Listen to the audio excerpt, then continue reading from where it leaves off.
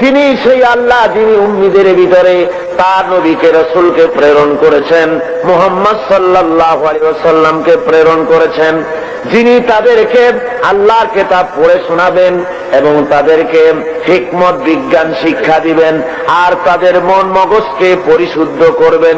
এই জন্য আল্লাহ রব্বুল আলামিন তাকে দুনিয়ায় পাঠিয়েছেন। তার দায়িত্ব ছিল আল্লাহর কিতাব পড়ে শোনাবে। হুজুর সাল্লাল্লাহু আলাইহি ওয়াসাল্লাম তো পড়তে জানতেন না। কোরআন শরীফ যখন নাজিল হতো হুজুর সাল্লাল্লাহু আলাইহি ওয়াসাল্লাম মুখস্থ করার জন্য খুব তাড়াহুড়ো করতেন, জিহ্বা খুব বারবার নাড়াচাড়া করতেন যাতে করে কোন আয়াত বাদ না পড়ে যায়। আল্লাহ রাব্বুল আলামিন হুজুরের এই তাকলিফ দেখে আল্লাহ ঘোষণা করলেন, লা তুহাররিক বিহি লিসানাকা লিতাআজালা বিহি। ও নবী, কোরআন শরীফ মুখস্থ করার জন্য এত তাড়াহুড়া করার কোনো প্রয়োজন আপনার নাই, জিহ্বাকে এত নাড়াচাড়া করার কোনো দরকার নাই। জিবরাইল যখন আপনার প্রতি কোরআন অবতীর্ণ করেন, আপনি আমার জিবরাইলের সাথে একবার মাত্র পড়ে নেবেন, আপনার সিনার ভিতরে গোটা কোরআন শরীফ মুখস্থ করায় দেওয়ার মালিক আমি আল্লাহ। আমি মুখস্থ করায় দেব, শুধু মুখস্থই করাবো না, আমি আপনাকে পড়ার ক্ষমতা দিয়ে দেব। আপনি তেলাওয়াত করতে পারবেন, আপনি তেলাওয়াত করে মানুষকে বুঝাতে পারবেন, সে ক্ষমতাও আমি আপনাকে দান করে দিব। এ হলো এক জায়গায়। 2 নম্বরে আর এক জায়গায় আল্লাহ রসুলকে বলছেন, মুনাফিক এবং দুর্বল চিত্ত লোক যারা, তাদের এই অনুভূতি দেওয়ার জন্য যে মুহাম্মদ সাল্লাল্লাহু আলাইহি সাল্লামকে আমি তোমাদের মধ্যে পাঠিয়ে দিয়ে তোমাদের প্রতি আমি বিরাট এহসান করেছি, আমি তোমাদের জন্য বিরাট এহসান করেছি যে নবী তোমাদের মধ্যে আমি পাঠিয়েছি। কোরআনে কারীম বলতেছেন এই কথাটি এভাবে,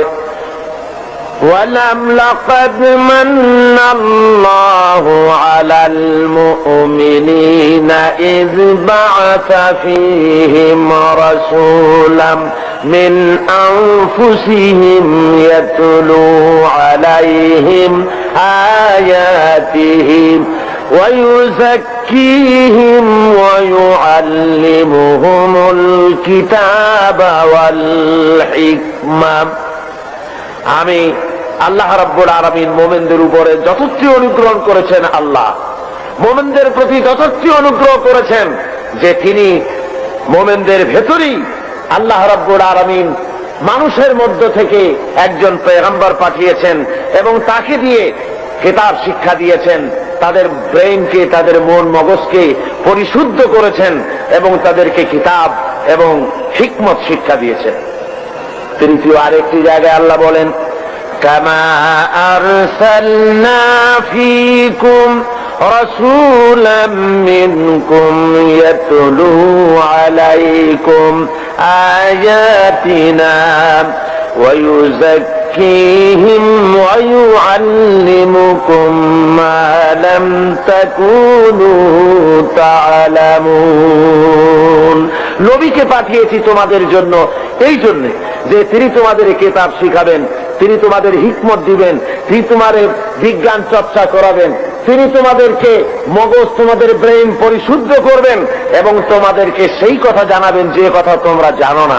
অর্থাৎ তোমাদের কাছে সেই জ্ঞান নাই যেই জ্ঞান দিয়ে এই পৃথিবীর বুকে তোমরা শান্তি লাভ করতে পারবে এই ইহকালীন জীবনে এবং পারকালীন জীবনে, ব্যক্তিতে, পরিবারে ও সমাজে কোথাও তোমরা তোমাদের জীবনের পূর্ণাঙ্গ শান্তি পেতে পারবে না যতক্ষণ পর্যন্ত মুহাম্মদ রাসূলুল্লাহ সাল্লাল্লাহু আলাইহি ওয়াসাল্লামের অনুকরণ তোমরা না করো। ভাইরা আমার, সরওয়ারে কায়নাত সাল্লাল্লাহু আলাইহি ওয়াসাল্লাম তিনি তার নিজের জীবনকে মানুষের সামনে তুলে ধরেছিলেন। তার চরিত্র ছিল কোরআনের চরিত্র। মুহাম্মদ সাল্লাল্লাহু আলাইহি ওয়াসাল্লামের চরিত্র কিসের চরিত্র ছিল বলুন?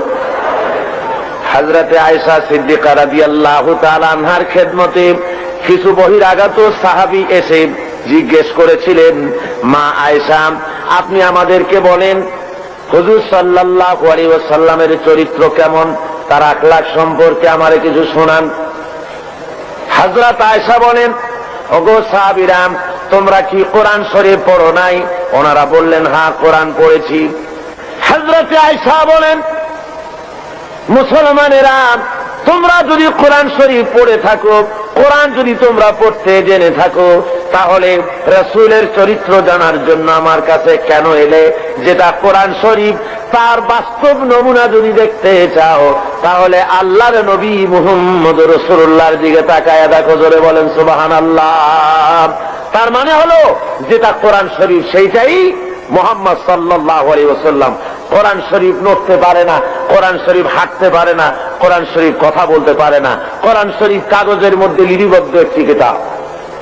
কেউ যদি আসল কোরআন দেখতে চায়, কেউ যদি চলমান কোরআন দেখতে চায়, তাহলে সে যেন মুহাম্মদ সাল্লাল্লাহু আলাইহি ওয়াসাল্লামকে দেখে নেয়। আল্লাহর নবীর 23 বছরের জিন্দেগি হলো কোরআনের জিন্দেগি। জোরে বলেন সুবহানাল্লাহ। 30 পারা কোরআন আর নবীর 23 বছরের নবুয়তের জীবন। হুজুর সাল্লাল্লাহু আলাইহি ওয়াসাল্লাম, আল্লাহ রাব্বুল আলামিন তার প্রসঙ্গ উল্লেখ করতে গিয়ে আল্লাহ বলেছেন যে তিনি শুধুমাত্র একজন নবী ছিলেন না, সাথে সাথে নবুয়তের দায়িত্ব তিনি পালন করেছেন। এবং তিনি হারাম এবং হালালের বিধান শুধু কোরআন শরীফেই করা হয়নি, মুহাম্মদ সাল্লাল্লাহু আলাইহি ওয়াসাল্লামকেও পাওয়ার দেওয়া হয়েছে হালাল এবং হারামের বিধান তিনিও নির্ধারণ করার ক্ষমতা আল্লাহ তাকেও দিয়েছেন। কোরআন শরীফ বলতেছে, ইয়ামুরুহুম বিল মারুফি ওয়া ইয়ানহাহুম আনিল মুনকার ওয়া ইউহিল্লু লাহুমুত তাইয়্যিবাতি ওয়া ইউহাররিমু আলাইহিমুল খাবাইস। আল্লাহ রাব্বুল আলামিন বলেন তিনি মানুষকে ভালো কাজের জন্য আদেশ দেন আর মন্দ কাজ থেকে ফিরায় রাখেন, আর হালাল এবং হারাম জিনিসগুলি তিনি বেছে দেন, নির্ধারণ করে দেন। সুতরাং কোরআন শরীফের মধ্যে হালাল হারামের বিধান আল্লাহ যা দিয়েছেন এখানেই শেষ নয়, মুহাম্মদ সাল্লাল্লাহু আলাইহি ওয়াসাল্লামকেও আল্লাহ রাব্বুল আলামিন লেজিসলেটিভ পাওয়ার তাকেও দান করেছেন, অর্থাৎ আইন তৈরি করার তিনি শারে ছিলেন, শরীয়ত প্রণয়নকারীও ছিলেন। জোরে বলেন সুবহানাল্লাহ। বিরাট ক্ষমতা আল্লাহ তাকে দান করে দিয়েছিলেন। মুহাম্মদ আল্লাহর কথা মানা যেমন ফরজ, মুহাম্মদ সাল্লাল্লাহু আলাইহি ওয়াসাল্লামের কথা মানা সুন্নত না নফল? বলেন তো কি? আপনারা তাহলে নিশ্চয়ই বুঝতে পেরেছেন। মুহাম্মদ সাল্লাল্লাহু আলাইহি ওয়াসাল্লামের কথা মানা শুধু নফল নয়, সুন্নত শুধু নয়, বরং আরো বেশি। আল্লাহর কথা মানা যেমন ফরজ, মুহাম্মদ সাল্লাল্লাহু আলাইহি ওয়াসাল্লামের কথা মানা তেমন ফরজ। কেমন করে হলো তা? হয়েছে এইভাবে, আল্লাহ রাব্বুল আলামিন তিনি ঘোষণা করেছেন, ওয়ামা আতাকুমুর রাসূলু ফাখুযুহু ওয়ামা নাহাকুম আনহু ফান্তাহু। তোমাদের রাসূল তোমাদের জন্য যা আনয়ন করেছেন, তিনি যা তোমাদেরকে দিয়েছেন তা তোমরা গ্রহণ করো, আর যা নিষেধ করেছেন তার থেকে তোমরা ফিরে থাকো। তার অর্থ হলো মুহাম্মদ সাল্লাল্লাহু আলাইহি ওয়াসাল্লাম যা আদেশ করেছেন তা মানা ফরজ, আল্লাহর হুকুম অনুযায়ী। কার হুকুম অনুযায়ী ফরজ? আর হুজুর যা নিষেধ করেছেন তার থেকে ফিরে থাকা, আল্লাহর হুকুম অনুযায়ী তার থেকে ফিরে থাকা কি? ফরজ। রাসূল যেটা নিষেধ করেছেন তা করা হারাম, যা আদেশ করেছেন তা পালন করা ফরজ। কথা বুঝে আসছে ভাইরা আমার? আল্লাহ তার রাসূলকে এভাবে করে ক্ষমতা দিয়ে দিলেন, তাকে বিচারক হিসাবে আল্লাহ বানাইছেন দুনিয়ার ভিতরে। সোশ্যাল জাস্টিস, সামাজিক সুবিচার প্রতিষ্ঠার জন্য আল্লাহ তার দায়িত্ব দিলেন। আল্লাহ বলছেন, ইন্না আনজালনা ইলাইকাল কিতাবা বিল হাক্কি লিতাহকুমা বাইনান নাসি বিমা আরাকাল্লাহ। হে নবী, আমি সত্য সহকারে আপনাকে পাঠিয়েছি, আপনি আপনার উপরে যে কিতাব অবতীর্ণ করেছি সেই কিতাব দিয়ে আপনি মানুষের উপরে বিচার ফায়সালা করবেন, আর মানুষের সামনে আপনি আমার কোরআন দিয়ে বিচার ফায়সালা করবেন, যেটা আমি আপনার প্রতি অবতীর্ণ করেছি। আল্লাহর আইন দিয়ে মানুষের উপরে শান্তি প্রতিষ্ঠা কিভাবে হতে পারবে সেটা আপনি আমার কোরআন দিয়ে মানুষের সামনে সেট করবেন। সুতরাং মুহাম্মদ সাল্লাল্লাহু আলাইহি ওয়াসাল্লাম যে ফয়সালা দিয়েছেন, যে আইন দিয়েছেন, মানুষের চলার ব্যাপারে অর্থনীতি, সমাজনীতি, রাজনীতি এমন কোন ব্যাপার নাই যে ব্যাপারে হুজুর কথা বলেননি। হুজুরের ফয়সালা যদি কেউ না মানে, মুসলমান দাবি করার পর যে ব্যক্তি পড়ল লা ইলাহা ইল্লাল্লাহ, লা ইলাহা ইল্লাল্লাহ, লা ইলাহা ইল্লাল্লাহু মুহাম্মাদুর রাসূলুল্লাহ। তার দায়িত্ব হলো, মুমিনের দায়িত্ব হলো রাসূলের হুকুম শুনলো আর সাথে সাথে মাথা পেতে দেবে। কোরআন শরীফ বলছে ইন্নামা কানা কাওলাল মুমিনিনা ইযা দুউ ইলাল্লাহি ওয়া রাসূলিহি লিয়াহকুমা বাইনাহুম আন ইয়াকুলু সামি'না ওয়া আতা'না। মুমিনদেরকে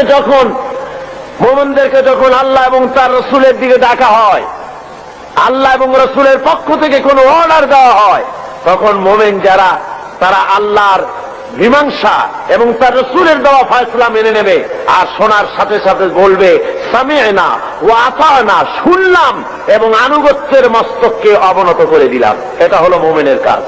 আর মুনাফিক কি করে? আল্লাহ বলেন শোনো, মুনাফিক কারা? যারা নাকি আল্লাহর কলেমার দাবি করে, মুসলমানের দাবি করে, ইসলামের দাবি করে, অথচ ইসলাম পালন করে চলে না, আল্লাহ এবং আল্লাহ রাসূলের হুকুম মানতে রাজি নয়। এদেরকে কি বলা হয়? মুনাফিক। যাদের মুখের কথার কাজের মিল নাই তাদেরকে কি বলা হয়? এই মুনাফিকদের আচরণ সম্পর্কে আল্লাহ বলেন وَإِذَا قِيلَ لَهُمْ تَعَالَوْا إِلَى مَا أَنزَلَ اللَّهُ وَإِلَى الرَّسُولِ رَأَيْتَ الْمُنَافِقِينَ يَصُدُّونَ عَنكَ صُدُودًا।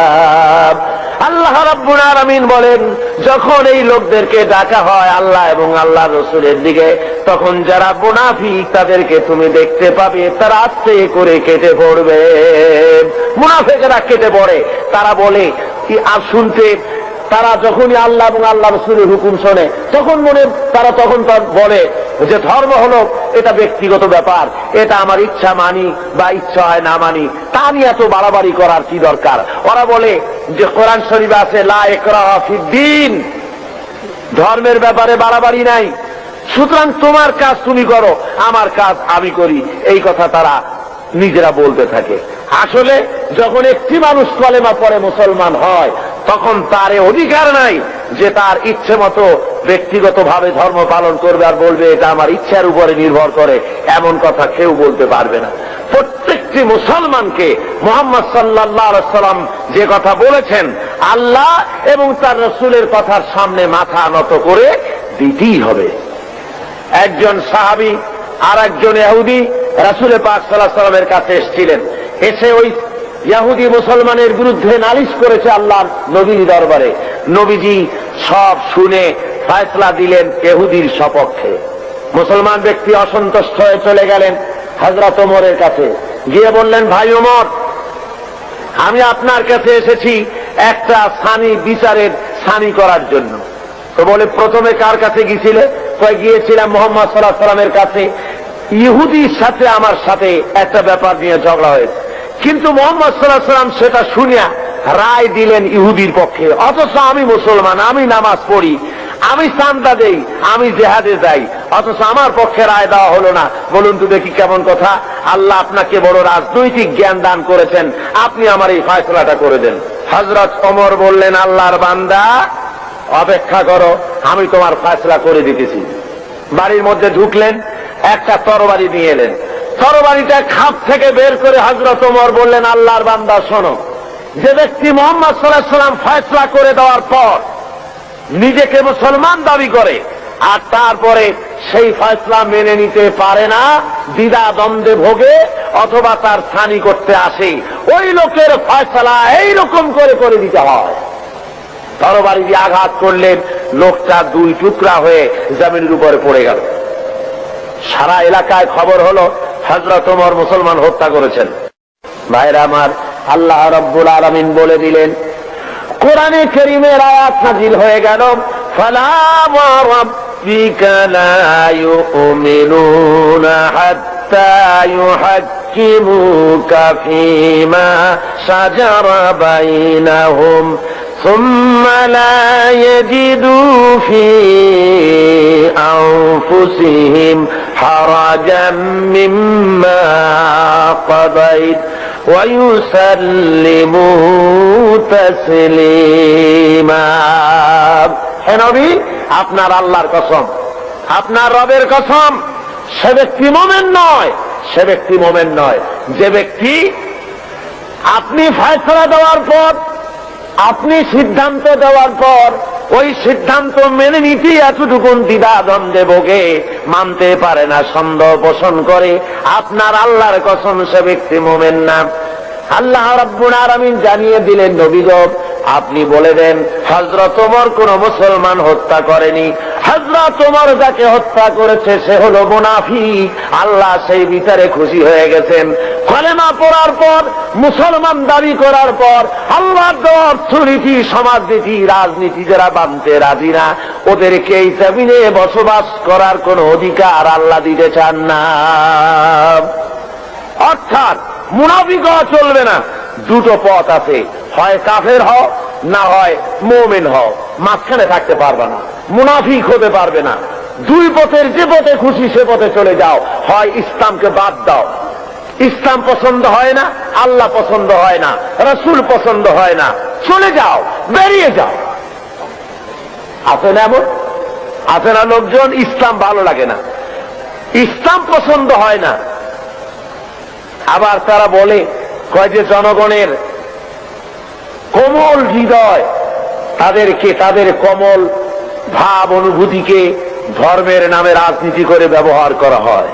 জনগণের হৃদয় তো কোমল থাকবেই, কোমল হওয়া স্বাভাবিক, নরম হওয়া স্বাভাবিক, যেহেতু জনগণ হলো ইমানদার, দিনদার। আর যারা এই কথা বলে তারা জেনাকার, মদখোর, বদমাশ, কলিজা কঠিন, তাই কোরআনের আওয়াজ তাদের কলিজায় পৌঁছায় না। ভাইরা আমার, সুতরাং আল্লাহ রাব্বুল আলামিন এই লোকগুলি আল্লাহ সম্পর্কে তাদের কথা হলো যে আল্লাহর আইন, এমনি মুসলমান তারা দাবি করবে কিন্তু কোরআন মানতে রাজি না। কোরআন আল্লাহর কিতাব মানবে কিন্তু কোরআনের আইন মানতে রাজি না, রাসূলের কথা মানতে রাজি না। আল্লাহ রাসূলকে ছেড়ে দিয়ে কাল মার্কসের গোলাম হবে, মুহাম্মদ সাল্লাল্লাহু আলাইহি ওয়াসাল্লামকে বাদ দিয়ে লেনিনের গোলাম হবে, পছন্দ হয়, কিন্তু রাসূলের গোলামি পছন্দ হয় না। যদি তাই হয় অবস্থা, তাহলে আল্লাহ নোটিশ দিয়েছেন। কি দিয়েছেন বলুন? কি দিয়েছেন? আল্লাহ রাব্বুল আলামিন বলেন, ইয়া মাশারাল জিন্নি ওয়াল ইনস, হে মানুষেরা আর হে জিনেরা, ইন ইসতাতাতুম আন তানফুযু মিন আকতারিস সামাওয়াতি ওয়াল আরদ ফানফুযু লা তানফুযুনা ইল্লা বিসুলতান। আমার ইসলাম যদি ভালো না লাগে, আমার কোরআন যদি পছন্দ না হয়, আমার নবী যদি ভালো না লাগে, বেরিয়ে যা আমার আকাশের নিচের থেকে, আমার জমিনের উপর থেকে বেরিয়ে যা, চলে যা। ইসলাম ভালো লাগে না, রাসূল ভালো লাগে না, কোরআন ভালো লাগে না, বেরিয়ে যা। এমন দেশে যা, যদি সম্ভব করতে পারো এমন দেশে চলে যাও যেই দেশে আমার সূর্য নাই, যে দেশে আমার চাঁদ নাই, যে দেশে আমার বাতাস নাই, যে দেশে আমার পানি নাই, যে দেশে আমার অক্সিজেন নাই, এমন কোন দেশ যদি পাও সে দেশে চলে যাও। আছে নাকি এমন কোন দেশ? তোমার কালমাস যদি পৃথিবী বানিয়ে থাকে কোথাও, সেখানে বেরিয়ে যাও। লেনিন যদি কোন ভূখণ্ড তৈরি করে থাকে, সেখানে চলে যাও। আল্লাহর আকাশের নিচে, আল্লাহর জমিনের উপরে বাস করবা, আল্লাহর দেওয়া পানি খাবা, আল্লাহর বাতাস দিয়ে অক্সিজেন গ্রহণ করবে। আল্লাহর জমিনের ধান খাবে, আল্লাহর গাভীর দুধ খাবে, আর কালমাসের গোলামি হতে পারে? জোরে বলুন পারে? রাসূলে পাক জোরে বলেন সাল্লাল্লাহু আলাইহি ওয়াসাল্লাম স্পষ্টভাবে ঘোষণা করেছেন, লা ইউমিনু আহাদুকুম হাত্তা ইয়াকুনা হাওয়াহু তাবআন লিমা জিতু বি। আল্লাহর কসম, তোমাদের মধ্যে কেউ ঈমানদার হতে পারবে না। কে বলতেছেন? আল্লাহ রাসূল বলছেন, তোমাদের ভিতরে কেউ ঈমানদার হতে পারবে না যতক্ষণ পর্যন্ত তারা নিজেদের প্রবৃত্তি কর্তৃক পরিচালিত হতে থাকবে এবং আমি যে জিনিস নিয়ে এসেছি তার অনুসরণকারী না হবে, ততক্ষণ পর্যন্ত মুমিন হতে পারবে না। আমি যা এনেছি আল্লাহর কাছে থেকে সেটা অনুসরণ করা লাগবে। আমি যে অর্থনীতি দিয়েছি, রাসূল যে অর্থনীতি দিয়েছেন, রাসূল যে সমাজনীতি দিয়েছেন, রাসূল যে রাষ্ট্রনীতি দিয়েছেন, রাসূল যে পথ দেখিয়েছেন, এই পথ যদি না মানে, রাসূল বলেছেন, কখনো মুমিন হতে পারবে না। কে বলেছেন? আল্লাহর নবী বলেছেন। সুতরাং মুমিন মুসলমান যারা, তাদেরকে আল্লাহর দেওয়া এই বিধান অনুযায়ী আল্লাহর রাসূলের আনুগত্যের সামনে মাথা নত করে দিতে হবে। কি জন্য দিতে হবে? আল্লাহর হুকুম অনুযায়ী। আল্লাহ রাব্বুল আলামিন বলেন, ওয়া মা আরসালনা মির রাসূলিন ইল্লা লিইউতা বিইذনিল্লাহ। আমি যে রাসূলই পাঠিয়েছি তাকে আনুগত্য করার জন্য পাঠিয়েছি, আর তা আল্লাহর হুকুমে। নবীর আনুগত্য করতে হবে, এটা কার হুকুম? বলুন জোরে, কার হুকুম? নবীর আনুগত্য করতে হবে আল্লাহর হুকুমে। আল্লাহ রাব্বুল আলামিন বলছেন, মান ইউতি'র রাসূল ফাকাদ আতা আল্লাহ। যে ব্যক্তি রাসূলের আনুগত্য করলো সে আল্লাহর আনুগত্য করলো। যে রাসূলের আনুগত্য করলো সে কার আনুগত্য করলো? আল্লাহ রাব্বুল আলামিনের। সুতরাং প্রত্যেকটি মুসলমানকে তার ব্যক্তি, পরিবার, সমাজ ও রাষ্ট্রে জীবনের সকল দিক ও বিভাগে একমাত্র তাকে আইন মেনে চলতে হবে। কার? আল্লাহ এবং তার রাসূল পাক সাল্লাল্লাহু আলাইহি ওয়াসাল্লামের পথ তাকে অনুসরণ করে চলতে হবে। এই জন্য আল্লাহ বলছেন, আতিউল্লাহ ওয়া আতিউর রাসূল। তোমরা আল্লাহর, কুল আতিউল্লাহ ওয়ার রাসূল, আল্লাহ এবং রাসূলের আনুগত্য করো। তোমার জীবনের মুক্তি এই পথে, এই পথ ছাড়া তোমার জীবনের আর কোনো মুক্তি হতে পারে না। আজকে মানুষের জন্য অর্থনৈতিক মুক্তি, লোকেরা মনে করে ইসলাম হলো একটি ধর্ম মাত্র। ইসলাম কি? শুধুমাত্র একটি ধর্ম। এই কথা ছড়ানো হচ্ছে তথাকথিত প্রগতবাদী, নাস্তিক্যবাদীর ধ্বজাধারীরা। তারা চতুর্দিকে ছড়াচ্ছে ইসলাম হলো শুধুমাত্র একটি ধর্ম, এতে আছে শুধু নামাজ, রোজা, হজ, যাকাতের কথা, অর্থনৈতিক কোনো বক্তব্য নাই। সুতরাং ধর্মের দিক থেকে আমরা নামাজ, রোজা ঠিকই করব আল্লাহর, কিন্তু অর্থনৈতিক মুক্তির জন্য কাল মার্কসের কাছে যাওয়া ছাড়া আমাদের কোনো পথ নাই, সমাজতন্ত্র করা ছাড়া কোনো পথ নাই। এই কথা তারা বলে বেড়াচ্ছে এবং আমাদের যুবকদেরকে তারা সর্বনাশ করতেছে। বলুন ঠিক কিনা? আপনারা আমাকে বলেন, এই কোরআন শরীফে আল্লাহ কি অর্থনৈতিক বক্তব্য রাখেন নাই? রাজনৈতিক বক্তব্য নাই? সমাজনীতির বক্তব্য নাই?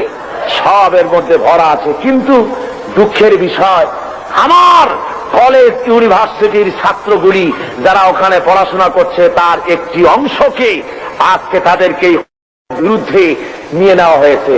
তারা আমার ঘরের ছেলে, অথচ ইসলামকে তারা মুসলমানদের বলে ধর্মান্ধ। মুসলমানদের কি বলে? ধর্মান্ধ। আর ওরা হয়েছে প্রগতিবাদী, প্রগতিশীল। প্রগতি হওয়া যায়, ইসলামরে যত গালি দেওয়া যাবে, রসুলকে গালি দিয়ে যত কবিতা লেখা যাবে, ততই প্রগতিশীল হয়, ততই প্রগতিবাদী হয়। ঠিক কিনা কন? সুতরাং আপনার আমার ছেলেকে যারা ধ্বংস করলো, নষ্ট করলো, ওদের চেনার দরকার আছে না? জোরে বলেন, ওদের চেনার দরকার নাই? কারা আমার ছেলে নষ্ট করলো? আমার ওই ছেলে ইউনিভার্সিটি, কলেজে আজকে যারা লেনিন এবং মার্কসের গোলাম হয়েছে, এই ছেলেগুলি তো আমার ছেলে ছিল, আপনার ছেলে ছিল, আমার ভাইয়ের ছেলে ছিল। এই ছেলেগুলিকে কারা নষ্ট করলো? নষ্ট করেছে ইউনিভার্সিটি এবং কলেজের তথাকথিত এক শ্রেণীর প্রফেসরেরা। সব না, এক শ্রেণীর শিক্ষকরা। কোন শ্রেণী? যেই শ্রেণীর শিক্ষকরা মস্কো থেকে ট্রেনিং পেয়েছে, পেন্টাগনের ট্রেনিং পেয়েছে, পিকিং এর ট্রেনিং পেয়েছে, শান্তিনিকেতন থেকে মগজ ধোলাই করে পাঠিয়ে দেওয়া হয়েছে চট্টগ্রাম ইউনিভার্সিটিতে, পাঠানো হয়েছে রাজশাহী ইউনিভার্সিটিতে, পাঠানো হয়েছে ঢাকা ইউনিভার্সিটিতে। বিভিন্ন ইউনিভার্সিটি থেকে বসে এসব অধ্যাপক শিক্ষক নামের কলঙ্ক। আমাদেরকে বুঝতে হবে, ওই ইউনিভার্সিটিগুলিতে যদি কোরআনে কারীম পড়ানো হতো, যদি রাসূলের হাদিস পড়ানো হতো, রাসূলের অর্থনীতি যদি পড়ানো হতো, ছেলেগুলি খারাপ হতো না, সব মুহাম্মদ সাল্লাল্লাহু আলাইহি ওয়াসাল্লামের অনুসারী হয়ে যেত। ঠিক কিনা বলেন? আল্লাহ রাব্বুল আলামিন কোরআনে কারীমের মধ্যে অর্থনীতি দিয়ে ভরপুর করে দিয়েছেন। সমস্ত কথা বলেছেন, শ্রমিকের ব্যাপারে কথা বলেছেন, কৃষকদের ব্যাপারে কথা বলেছেন। পুঁজিবাদকে ইসলাম আশ্রয় দেয়নি, বরং অর্থনৈতিক একটি সামাজিক সুবিচার, একটি সুষম বন্টন নীতির কথা আল্লাহ রাব্বুল আলামিন বলেছেন। এই পৃথিবীর সমস্ত সম্পদের আসল মালিক কে? জোরে বলুন কে? লিল্লাহি মা ফিস সামাওয়াতি ওয়া মা ফিল আরদ। পড়েন সবাই আমার সাথে, লিল্লাহি মা ফিস সামাওয়াতি ওয়া মা ফিল আরদ। আসমান আর জমিনের সব কিছুর একচ্ছত্র মালিকানা হলো আল্লাহর। কিন্তু আল্লাহ রাব্বুল আলামিন ওই মালিক আল্লাহর সম্পদ থেকে কাউকে কাউকে এর মালিক, এর কিছু সময়ের জন্য রক্ষক বানায় দেন, কিছু সময়ের জন্য আমানতদার বানায় দেন। যার কাছে যতটুকু জমি আছে, টাকা আছে, সম্পদ আছে, এগুলি তার কাছে আমানত মাত্র। আল্লাহ কোরআনে কারীমের মধ্যে বলেন, ওয়ানফিকু মিম্মা জাআলাকুম মুস্তাখলাফিনা ফীহি।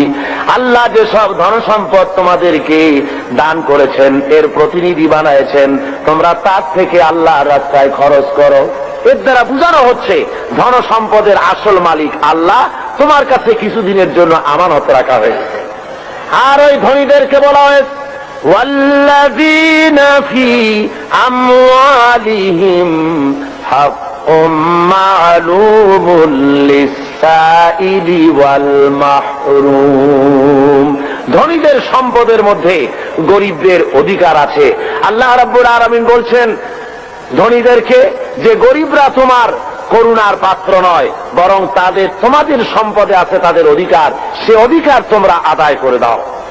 এবারে আল্লাহ রাব্বুল আলামিন এভাবে করে কোরআনের মধ্যে বারবার কথা বলেছেন, ওয়ানফিকু মিম্মা রাযাকনাকুম, আমি তোমাদেরকে যে রিজিক দান করেছি তার থেকে তোমরা খরচ করো গরিব জনসাধারণের জন্য।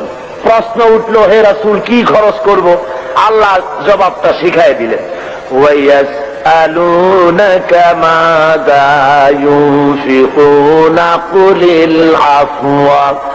আল্লাহ রাব্বুল আলামিন বলেন, নবী হে, আপনাকে প্রশ্ন করা হয় কি খরচ করব, আপনি বলে দেন প্রয়োজনের অতিরিক্ত জিনিস আল্লাহর রাস্তায় খরচ করে দাও, যেটা তোমার কাজে লাগছে না, তোমার ব্যক্তিগত এবং তোমার পরিবারের জন্য রেখে বাকি জিনিসটা তুমি আল্লাহর রাস্তায় মানুষের জন্য, গরিবদের জন্য খরচ করে দাও।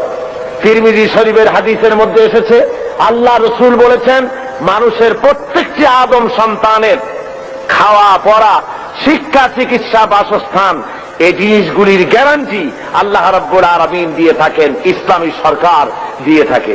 ইসলাম অর্থনৈতিক নিরাপত্তার জন্য যে সব ব্যবস্থা গ্রহণ করেছে, তার সবচেয়ে বড় কথা হলো সমাজের কর্মক্ষম ব্যক্তি যারা কাজ করতে পারে না, তাদের রুজির জন্য তারা পরিশ্রম করবে, যারা কাজ করতে পারে তারা পরিশ্রম করবে। এটা হলো ইসলামের কথা।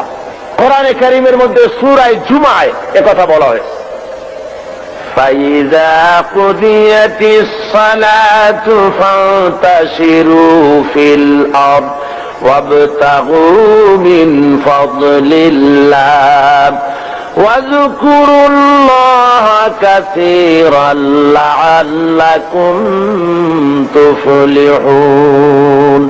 আল্লাহ রাব্বুল আলামিন বলেন, নামাজ পড়া যখন হয়ে গেল, ফাইযা কুদিয়াতিস সালাত ফান্তাশিরু ফিল আরদ, নামাজ পড়া যখন হয়ে গেছে, এখন আর ঘুমায় থেকো না, বেরিয়ে যাও কলে কারখানায়, খেতে খামারে, অফিসে আদালতে কাজ করো, জোরে বলেন সুবহানাল্লাহ।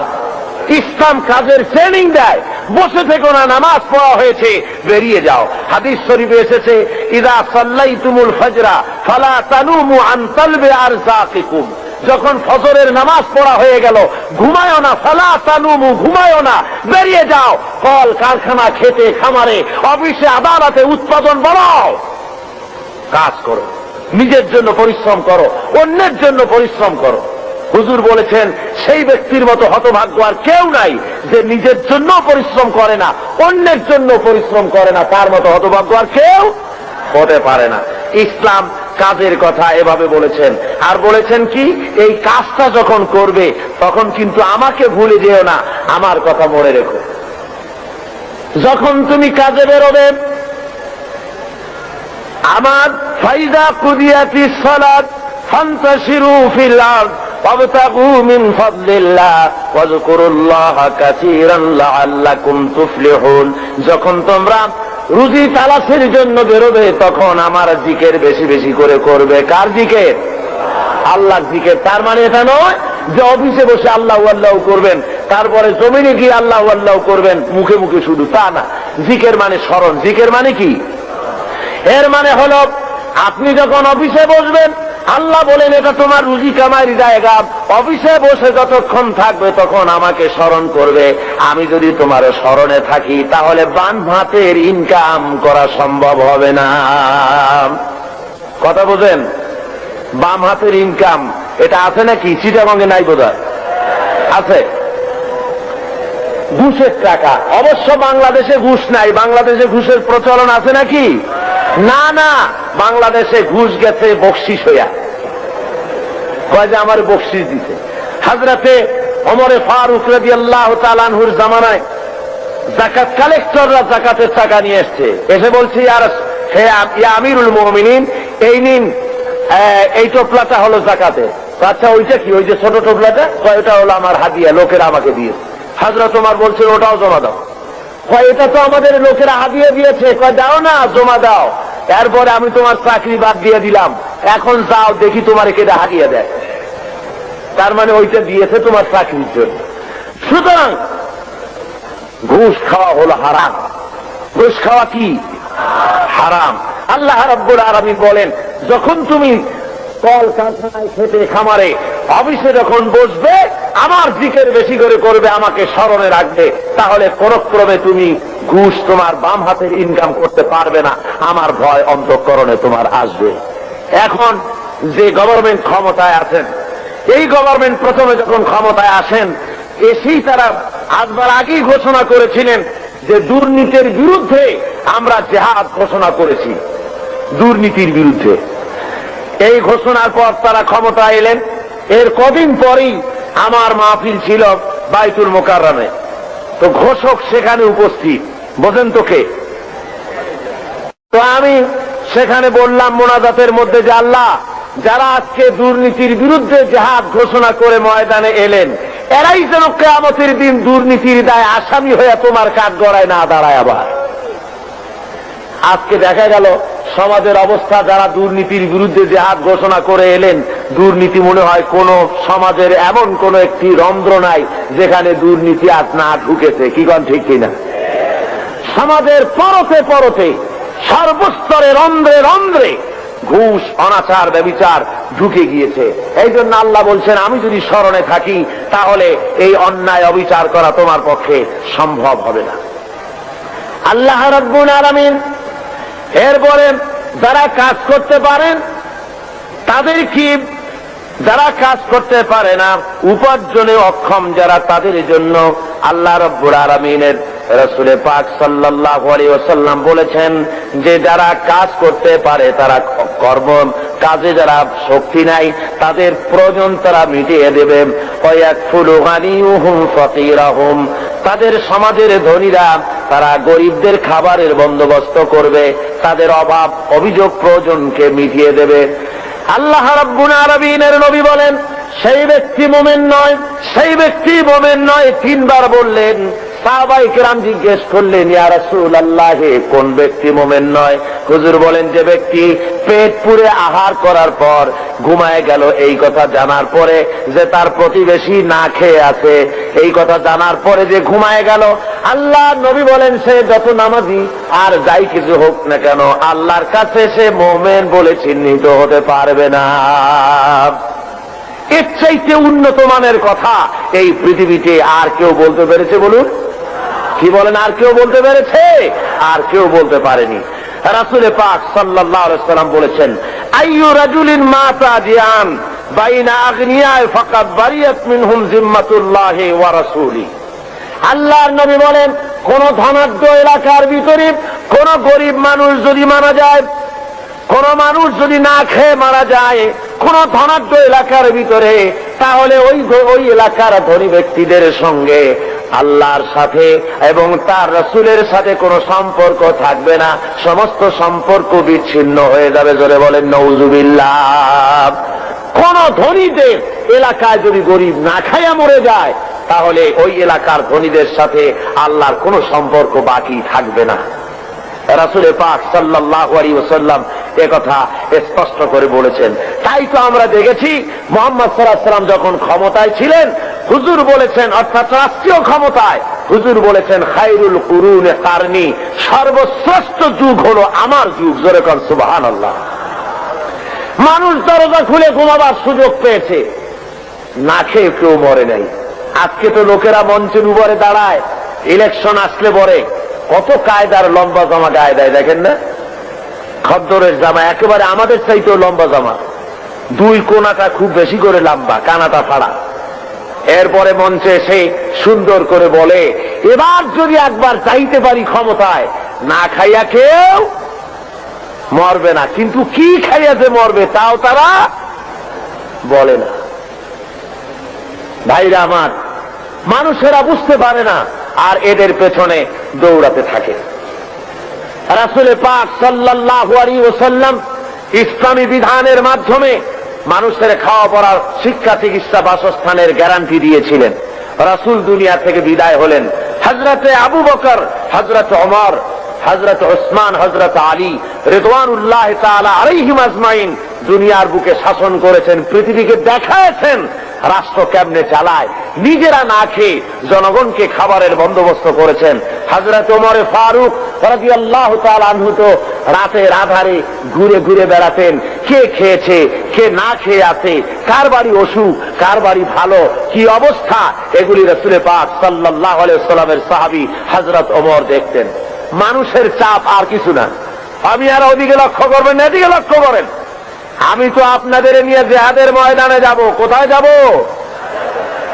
তো এই রকমের একটা আওয়াজ শুনে, যদি মানুষের চিল্লানি আওয়াজ শুনে যদি ওদিক ফিরে তাকান, তাহলে আপনাদের নিয়ে জিহাদের ময়দানে যাওয়া যাবে? কি বলে?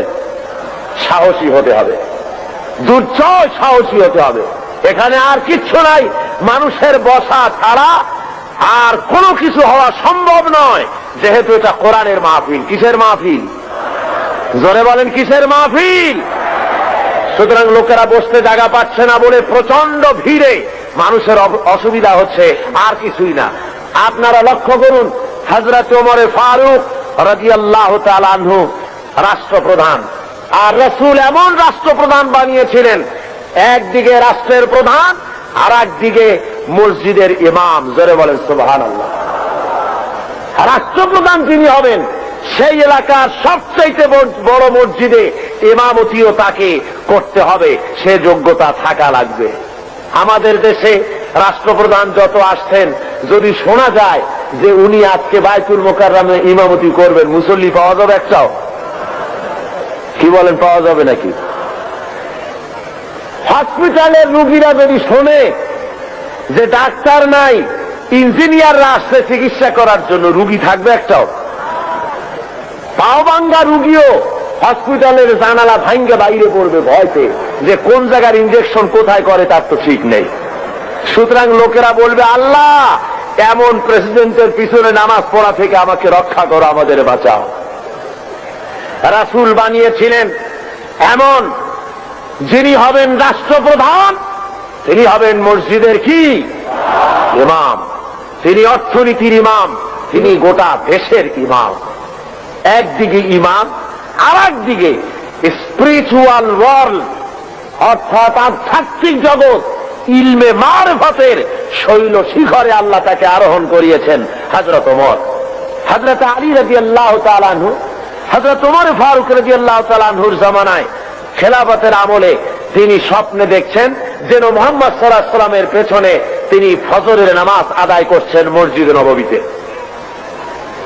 নামাজ শেষ হয়ে যাওয়ার পর হযরতে আলী রাদিয়াল্লাহু তাআলা আনহু তিনি দেখলেন যে মসজিদের দরজা থেকে একজন বুড়ি প্রবেশ করলো একটা পাত্র নিয়ে। রাসূলের কাছে এসে বলছেন, ইয়া রাসূলুল্লাহ, এই পাত্র ভরা খোরমা আমার বাগানের, আপনি খান, সাহাবায়ে কেরামদের মধ্যে ভাগ করে দেন। রাসূল জিজ্ঞেস করলেন, পাত্রটা নিয়া, মিয়া তোমার নাম কি? বলছে, আমার নাম জুবায়ের। নাও 5টা। তোমার নাম? আমার নাম সাঈদ। নাও 7টা। তোমার নাম? জাবের। নাও 3টা। তোমার নাম? আমার নাম আবু সাঈদ খুদরি। নাও 6টা। এভাবে ভাগ করতেছেন। দিতে দিতে সর্বশেষ হযরত আলী। হুজুর বলছেন, তুমি কে? হযরত আলী বলেন, হুজুর আমি তো আলী। নাও 1টা। হযরত আলী হুজুরের কাছের থেকে খোরমা নিয়ে নিজের মুখের মধ্যে দিয়ে চিবোচ্ছেন। হযরত আলী স্বপ্নের ভিতরে রাসূলের দেওয়া খুরমার দানা মুখের ভিতরে দিয়ে চিবোচ্ছেন। এমন সময় কানের মধ্যে আজানের আওয়াজ চলে গেল, ফজরের আজানের। আসসালাতু খায়রুম মিনান নাওম। হযরত আলীর ঘুম ভেঙে গেল। তিনি ঘুমের থেকে জেগেছেন ঠিকই, কিন্তু মুখের ভিতরে রাসূলের দেওয়া খুরমার স্বাদ তার মুখের মধ্যে তখনও বিরাজমান। আল্লাহর নবীর জান্নাতি সুঘ্রাণ তখনও হযরত আলীর ঘরের মধ্যে তখনও রয়েছে। হযরত আলী উযু করে মসজিদে নববীর ভিতরে চলে গেলেন। যায় দেখেন হযরত ওমর ইমামতি করতেছেন। নামাজ শেষে ওমর যখন পিছনে ফিরেছেন, হযরত আলী দেখেন মসজিদের ভিতরে একজন লোক ঢুকলো। মসজিদের ভিতরে একজন বুড়ি ঢুকলেন, হাতে একটা পাত্র নিয়ে এসে বলছেন, হে আমার আমিরুল মুমিনিন, এটা আমার বাগানের, আপনি নিজে খান আর রাসূলের সাহাবীদের মধ্যে ভাগ করে। হযরত ওমর ফারুক রাদিয়াল্লাহু তাআলা আনহু খোরমার পাত্র হাতে নিয়ে বলছেন, তোমার নাম কি? কয় অমুক না ওই কয়টা। তোমার নাম কি? অমুক নয় ওই কয়টা। দিতে দিতে হযরত আলীর বেলায় বলেন, আলী তুমি কে? কয় আমি তো আলী। কয় তুমি নাও 1টা। হযরত আলী বলেন, ভাই ওমর, তোমার কাছে তো খোরমা আরো আছে পাত্রে দেখা যায়, আমার ঘরে ছেলে পেলে আছে, দিলে তো তুমি আরো দিতে পারো, আমার 1টা কেন দিলে? একাধিক দাও না কেন? হযরত ওমর বলেন, ওরে আলী, বিগত রজনীতে স্বপ্নের ভিতরে যদি নবী মুহাম্মদ রাসূলুল্লাহ সাল্লাল্লাহু আলাইহি ওয়াসাল্লাম তোমারে একাধিক খোরমা দিতেন, আমি ওমরও তোমাকে একাধিক খোরমা দিয়া দিতাম। কেমন রাষ্ট্রপ্রধান! আমিরুল মুমিনিন হযরত ওমর ফারুক রাদিয়াল্লাহু তাআলা আনহু। মানুষের একদিকে আমিরুল মুমিনিন রাষ্ট্রপ্রধান, আর একদিকে দুয়ারে দুয়ারে ঘুরে বেড়াচ্ছেন, কে খেতে পারতেছে কে খেতে পারতেছে না, সব ঘুরে ঘুরে তিনি দেখতেছেন। একবার তিনি এক মুসলমান বাহিনী, ইসলামী বাহিনী যুদ্ধ করতে গেছে, জিহাদের ময়দান থেকে ফিরে আসতেছে তারা। তিনি খবর নেওয়ার জন্য এগিয়ে গেলেন, খবর নেওয়ার জন্য এগিয়ে গিয়েছেন। প্রতিমধ্যে এক বুড়ির সঙ্গে দেখা। বুড়ি জিজ্ঞেস করেন,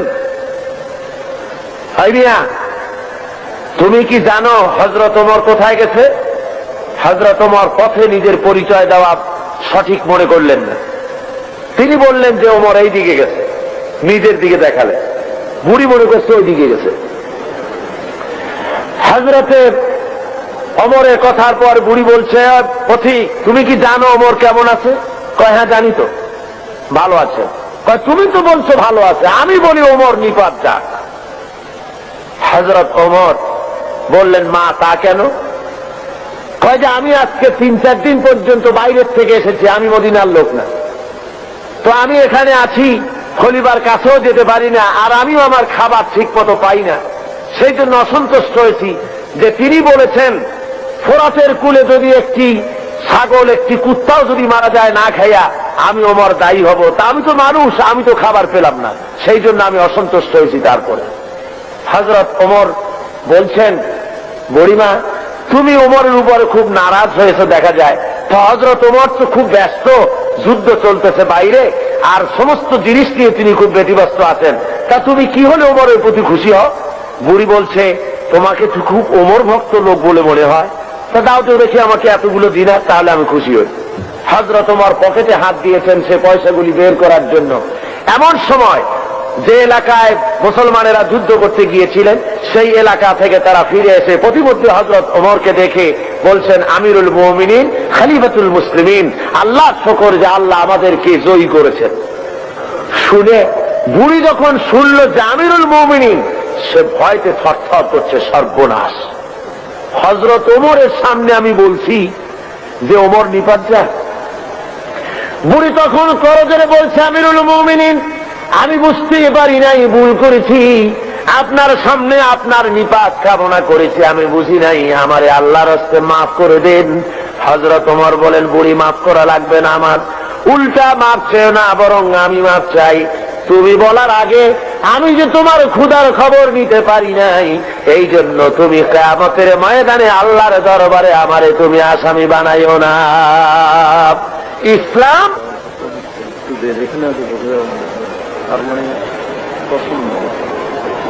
বন্ধুগণ, মানুষের প্রচন্ড ভিড়ে মানুষ মারা যাওয়ার উপক্রম হচ্ছে কোন কোন আশেপাশে। তো আমি যদি আপনাদের বলি একটু চাপতে, আপনারা কি পারবেন? আমিও জানি আপনারা পারবেন, কিন্তু দাঁড়াবেন না, কেউ দাঁড়াবেন না, দাঁড়াবার কোনো পারমিশন নাই, বেয়াদবি করবেন না। বসা অবস্থায় একটু এগোন তো, বসা অবস্থায় চতুর্দিক থেকে কেউ কোনো মুসলমান দাঁড়াবে না, বসা অবস্থায় একটু চেপে আসেন আর একটু মহব্বতের সাথে জিকির করেন, লা ইলাহা ইল্লাল্লাহ, খুব জোরে করেন, লা ইলাহা ইল্লাল্লাহ।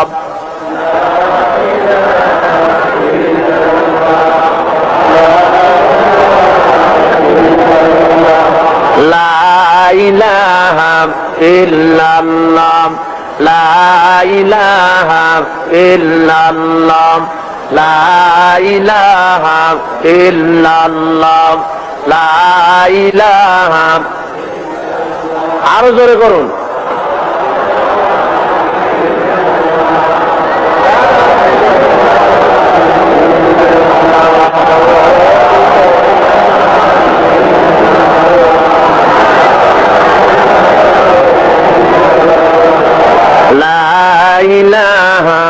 ইল্লাল্লাহ, লা ইলাহা, লা ইলাহা ইল্লাল্লাহু মুহাম্মাদুর রাসূলুল্লাহ। ভাইরা আমার, ইসলাম যাকাতের মাধ্যমে এবং পারস্পরিক দানের মাধ্যমে মানুষের দরিদ্রতা দূর করার ব্যবস্থা করেছে।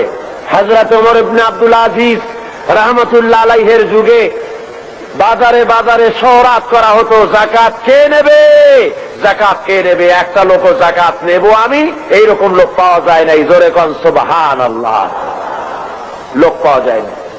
হযরত ওমর ইবনে আব্দুল আজিজ রাহমাতুল্লাহ আলাইহির জামানায় একটা লোক অনেকগুলি যাকাতে সদকার টাকা নিয়ে ঘুরতেছেন, কারে দেবে, গরিব তালাশ করতেছে, তালাশ করতে করতে 3 দিন হয়ে গেছে, পায়নি, শেষ পর্যন্ত মরুদ্যানের ভেতরে বসে ঝিমোচ্ছে। এমন সময় দেখে যে আর একটা লোক সেখানে আসছে, গায়ের জামা কাপড় ময়লা, বিরাট একটা গাছি, তারে বলছে, আসসালামু আলাইকুম ভাই, আল্লাহর মেহেরবানি আপনারে পাইয়া গেছি, আমি আজকে 3 দিন পর্যন্ত সদকার টাকা নিয়ে ঘুরতেছি, কারে দেবো কোনো লোক পাই না, আপনার মতো একটা গরিব লোক পাইয়া গেছি, আপনি দয়া করে আমার টাকাগুলি নিয়ে আমারে বাঁচা। ওই লোকটা বলছে, মিয়া তোমার মাথায় স্ক্রু ঢিলা টিলা নাকি?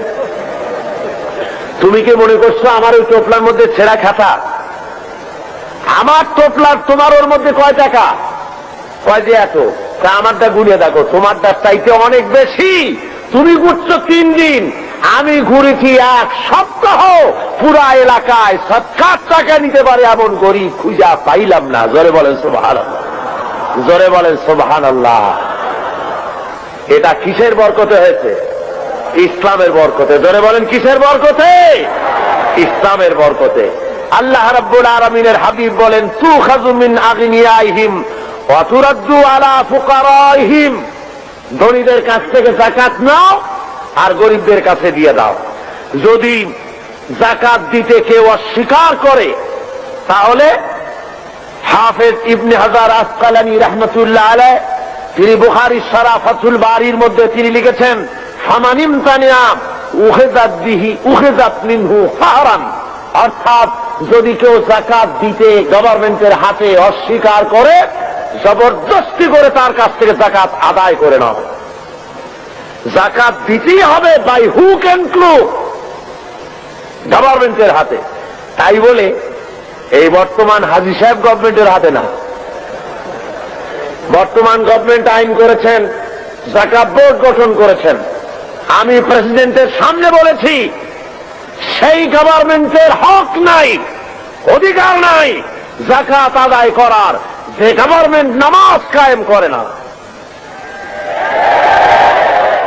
আল্লাযীনা ইম্মাক্কান্নাহুম ফিল আরদ আকামুস সালাত ওয়া আতাউজ যাকাত ওয়া আমারু বিল মা'রুফ ওয়া নাহাউ আনিল মুনকার। আল্লাহ রাব্বুল আলামিন বলেন, আমি যদি মানুষকে মুমিনদেরকে যদি ক্ষমতা দেই, চারখানা কাজ করবে। কয়খানা বলুন? মুমিন ব্যক্তিদের যদি আমি ক্ষমতা দেই, চারটা কাজ করবে। প্রথম কাজ হলো, প্রথম নম্বরে নামাজ আদায় করবে, নামাজ কায়েম করবে, নামাজ প্রতিষ্ঠা করবে। অর্ডার দিয়ে দিবে নামাজ পড়তে হবে বাধ্যতামূলক। কোন অফিসার, কোন স্কুল, কোন কলেজ, কোন ইউনিভার্সিটি নামাজের অর্থে চলতে পারবে না, নামাজের সময় বন্ধ করে দিতে হবে। বা জামাত নামাজ আদায় করবে মুসলমান, তারপরে আবার কাজ শুরু করবে। অর্ডার হবে গভর্নমেন্টের পক্ষ থেকে, নামাজ পড়তেই হবে, আল্লাহর হুকুম। অনেকে বলে, কয় হুজুর শুধু তো একটু নামাজ পড়ি না, নইলে আমি লোকটা আসলে খারাপ না। দান সৎকা করি, রোটারি, লায়ন্স, অ্যাপেক্স, লিও, তারপরে ফ্রিমেসন, এই ধরনের অনেক সংগঠনের সাথে থেকে চক্ষু শিবির করি, চোখ ভালো করে দিই, খাবার দিই, শীত বস্ত্র দেই। আমি লোক খারাপ না, শুধু যা নামাজ পড়ি না তাই বলে আমার ইমান নষ্ট হলো নাকি? আমি বলি, মিয়া ইমানই তো নাই, তার নষ্ট হবে কি? ইমান থাকার জন্য নামাজ জরুরি। যার নামাজ নাই, লা দীনা লিমান লা সালাত লাহু, যার কাছে নামাজ নাই তার কাছে ইমান নাই। সুতরাং নামাজ হল দ্বীনের খুঁটি, ইমাদুদ্দিন, দ্বীনের পিলার। পিলার নাই তো আপনার ছাদ হবে কেমনে, ঘর বাড়ি হবে কেমনে? হইতে পারে? পিলার ছাড়া ঘর বাড়ি হয়? হতে পারে না। সুতরাং নামাজ প্রতিষ্ঠা যে গভর্নমেন্ট করে না, ভালো কাজের আদেশ করা এবং অন্যায়ের প্রতিরোধ যে করে না, তার সেই গভর্নমেন্টের অধিকার নাই যাকাত বোর্ড গঠন করে যাকাত আদায় করা। জোরে বলেন, অধিকার আছে? কোন অধিকার নাই। ভালো কাজের আদেশ করা তো দূরের কথা, অন্যায়ের প্রতিরোধ তো দূরের কথা। বর্তমান গভর্নমেন্টের সময় সবচাইতে বেশি অবৈধ কার্যকলাপ বেশি ঘটেছে, বলেন ঠিক কিনা? সুতরাং শরীরের ভিতরে যদি হয় ক্যান্সার, ব্লাড ক্যান্সার অথবা হার্ট ক্যান্সার, মাথায় যদি লক্ষ্মীবিলাস মাখে, লক্ষ্মীবিলাস তেল, আশ্চর্য মলম যদি বুকে মাখে, ক্যান্সারের কোন উপকার হবে? হবে না। দেশটারে বেহায়ামি, অস্থিরতা, মদ, জুয়া, জেনা, ব্যভিচার, সুদ, ঘুষ দিয়ে ভরে ফেলানো হয়েছে। সুতরাং আপনার এই যাকাত বোর্ড গঠন করে এই দেশকে ভালো বানাবার কোন উপায় হতে পারে না। সেই জন্য রাসূল বলেছেন, ইসলামী গভর্নমেন্টের হক হলো যাকাত আদায় করবে। যদি কেউ না দেয় তাহলে জবরদস্তি করে আদায় করবে। হযরতে আবু বকর সিদ্দিক রাদিয়াল্লাহু তাআলা আনহু যাকাত মুনকিরিনে যাকাত, যারা যাকাত দিতে অস্বীকার করেছিলেন, তাদের সম্পর্কে তিনি বলেছিলেন, ওয়াল্লাহি লাউ কাতিলান্না মান ফাররাকা বাইনাস সালাতি ওয়াজ যাকাত, আল্লাহর কসম আমি যুদ্ধ ঘোষণা করব, জিহাদ করব যারা যাকাত দিতে অস্বীকার করে। অর্থাৎ কাফেরদের বিরুদ্ধে জিহাদ করা যেমন ফরজ মনে করি, অনুরূপ ভাবে আমি যারা যাকাত দিতে অস্বীকার করে তাদের বিরুদ্ধে জিহাদ ঘোষণা করতে, জিহাদ করা আমি ফরজ মনে করি। সুতরাং মুসলমান সমাজের মধ্যে, ইসলামী সমাজে যাকাত গভর্নমেন্ট আদায় করে, জনগণের অভাব প্রয়োজন মিটায় দেয়। কেউ 10 তলায় বাস করবে আর কেউ গাছতলায় থাকবে, এই সিস্টেম ইসলামের কাছে নাই। ইসলাম মানুষকে সমান করে দিতে পারে, এই ব্যবস্থা পৃথিবীতে আর কেউ করে দিতে পারে না। রাসূল পাক সাল্লাল্লাহু আলাইহি ওয়াসাল্লাম বলেছেন, তিনি আজকে যেমন পৃথিবীতে ব্যাংক আছে, এরকম একটি ব্যাংক উদ্বোধন করেছিলেন আল্লাহর নবী। আজকের ব্যাংকগুলি তো সুদভিত্তিক ব্যাংক, আর হুজুর যে ব্যাংক উদ্বোধন করেছিলেন সে ব্যাংকের নাম ছিল বাইতুল মাল। কি নাম ছিল? বাইতুল মাল নামক ব্যাংক উদ্বোধন করতে গিয়ে আল্লাহর নবী বলেছিলেন, মান তারাকা দায়নান আও দিয়ান ফালাইয়া। আল্লাহর নবী বলেন, যদি কোন ঋণগ্রস্ত ব্যক্তি ঋণ পরিশোধ না করে যদি মারা যায়, তাহলে আমি মুহাম্মদ সাল্লাল্লাহু আলাইহি ওয়াসাল্লাম তার পূর্ণ ঋণের ভার নিয়ে নিলাম। শুধু ঋণ শোধের ভারই নিলাম না, তার বিধবা স্ত্রী এবং তার অসহায় ছেলে পেলে এতিম বাচ্চাগুলি সবগুলির বোঝা আমি মুহাম্মদ সাল্লাল্লাহু আলাইহি ওয়াসাল্লাম আমার কাঁধে উঠায়া নিলাম। এর নাম ইসলামী স্টেট। রাষ্ট্রপ্রধান গোটা দেশের সবকিছুর জন্য তাকে দায়ী হতে হয় এবং জনগণের খেদমত করার জন্য প্রস্তুতি নিতে হয়। আর এ পথ একমাত্র দিতে পারে ইসলাম, আর কেউ দিতে পারে না। সেই জন্য ইসলাম এই যাকাতের ভিত্তিতে, যাকাত ব্যবস্থার মাধ্যমে জনগণকে ইসলামের পথ দেখিয়েছে, তাদেরকে অভাব অভিযোগ দূর করেছে, খাওয়া পড়া শিক্ষা চিকিৎসা বাসস্থানের গ্যারান্টি দিয়েছে। এই ব্যবস্থা আর কেউ দিতে পারে না। আল্লাহ রাব্বুল আলামিন কোরআনে কারীমের মধ্যে বলেন, কায়লা ইয়াকুনা দুলাতাম বাইনাল আগনিয়াই মিনকুম। তোমাদের কিছু সংখ্যক ধনীদের হাতে যেন সম্পদ পুঞ্জীভূত হয়ে না থাকে, গুটি কয়েক ধনীদের কাছে যেন সম্পদ পুঞ্জীভূত হয়ে না থাকে, বরং তা স্প্রেড করে গোটা সমাজের মধ্যে যেন যাকাত সদকার আকারে তা যেন ছড়িয়ে যায়। আল্লাহ রাব্বুল আলামিন বলেন, কিয়ামতের দিন জাহান্নামীদেরকে প্রশ্ন করা হবে, ইয়াতাসাআলুনা আনিল মুজরিমিন মা সালাকাকুম ফি সাকার। জাহান্নামীদেরকে জিজ্ঞাসা করা হবে, কেন তোমরা আজকে জাহান্নামে এলে?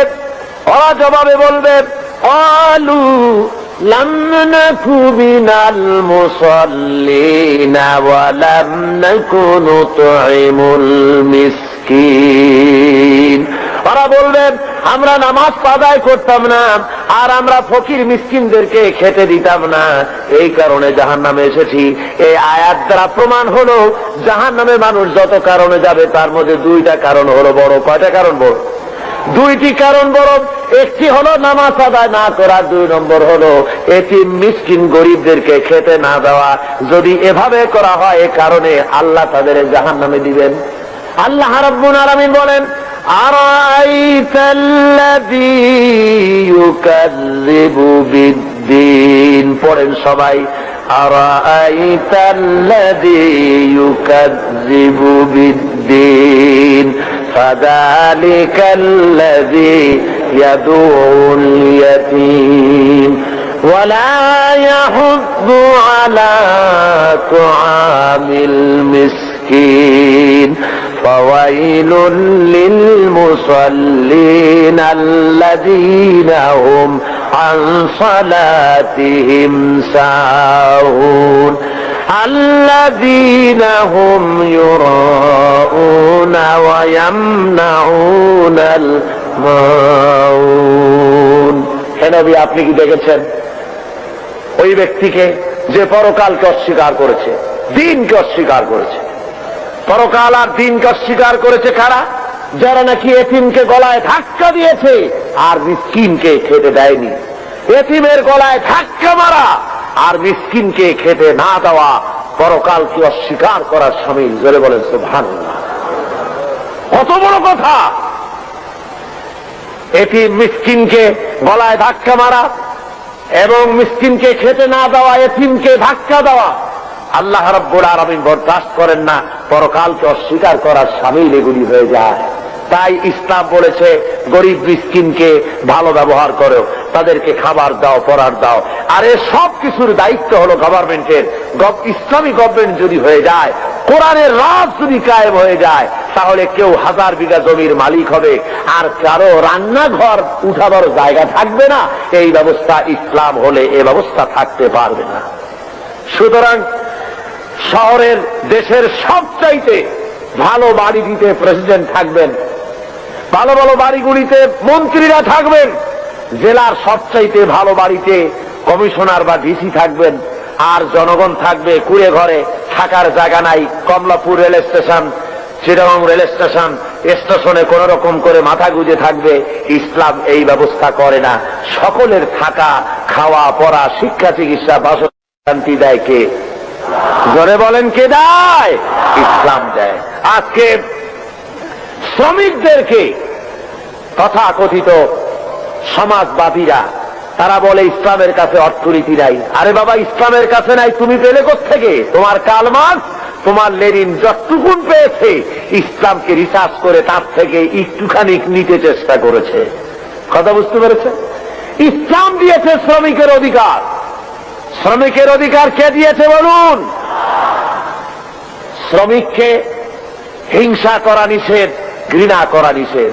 যেহেতু শ্রমিককে আল্লাহ রাব্বুল আলামিনের হাবিব বলেছেন আল কাসিব হাবিবুল্লাহ, যারা সহজে উপার্জন করে তারা হলো আল্লাহর বন্ধু। জোরে বলেন সুবহানাল্লাহ।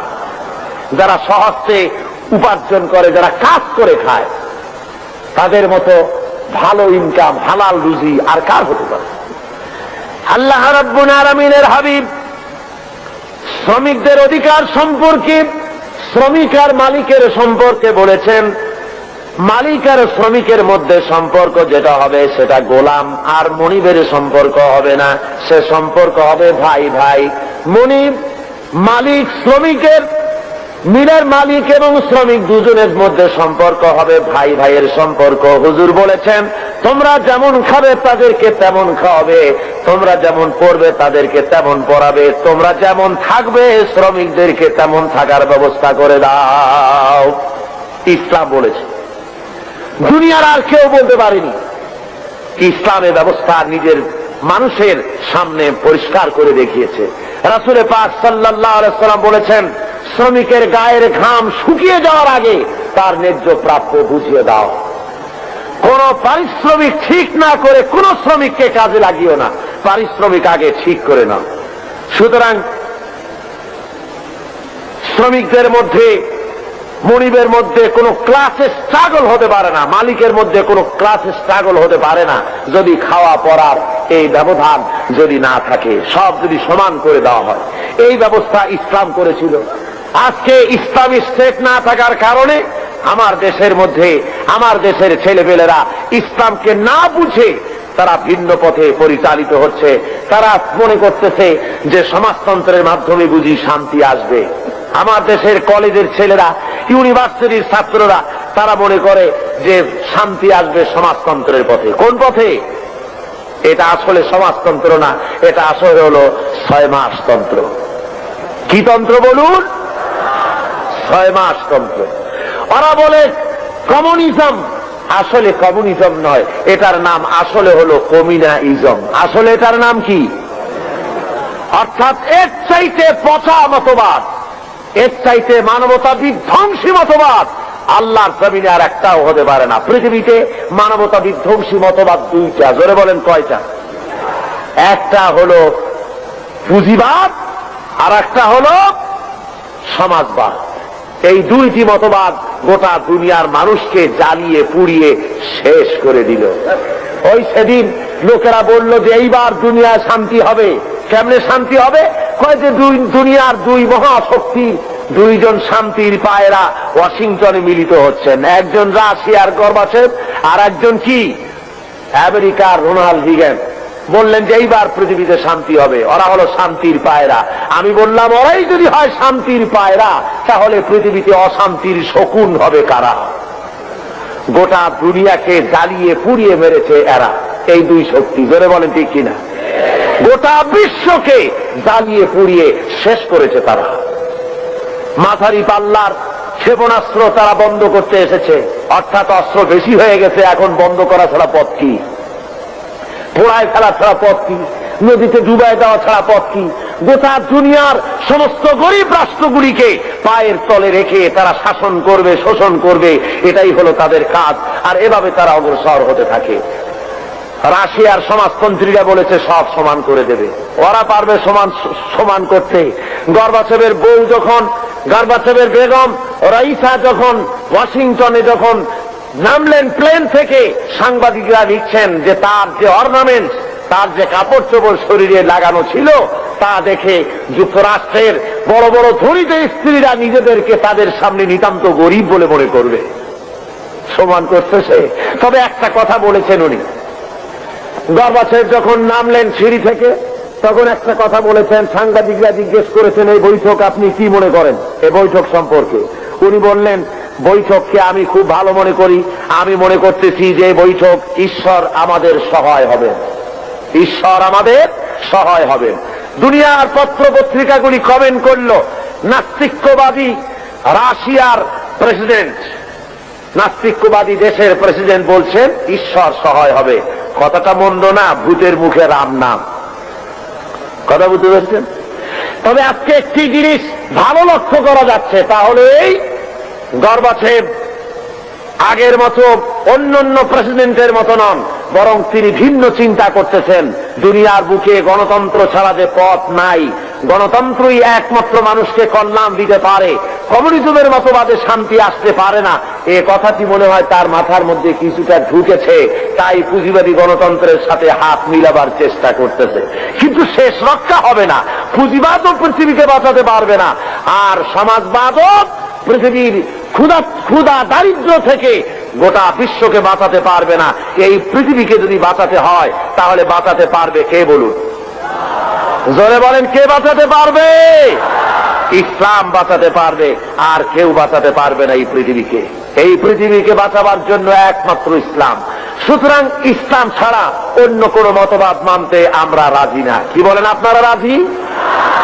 ওরা বলে সব সমান করে দেব। আমার বিরুদ্ধে তারা অভিযোগ তোলে, আমি সমাজতন্ত্রের বিরুদ্ধে কথা বলি, কমিউনিস্টদের বিরুদ্ধে কথা বলি। কমিউনিস্টদের বিরুদ্ধে তো কথা বলতেই হবে, যেহেতু তারা আল্লাহকে মানে না। কমিউনিস্টরা কি মানে না বলুন? জোরে বলেন, কি মানে না? কমিউনিস্টরা নাস্তিক, তারা আল্লাহকে অস্বীকার করেছে। মার্কস অ্যান্ড এঙ্গেলস এ বইয়ের ভিতরে 385 পৃষ্ঠায় এর মধ্যে লেখা হয়েছে যে ধর্ম হলো একটি ধর্ম মানুষেরা নিজেরা তৈরি করেছে। ধর্ম বলতে আসলে কোনো জিনিস নাই। কার্ল মার্কস তার on step forward to step back বইয়ের মধ্যে লিখেছেন ধর্ম হলো মানুষের জন্য আফিম।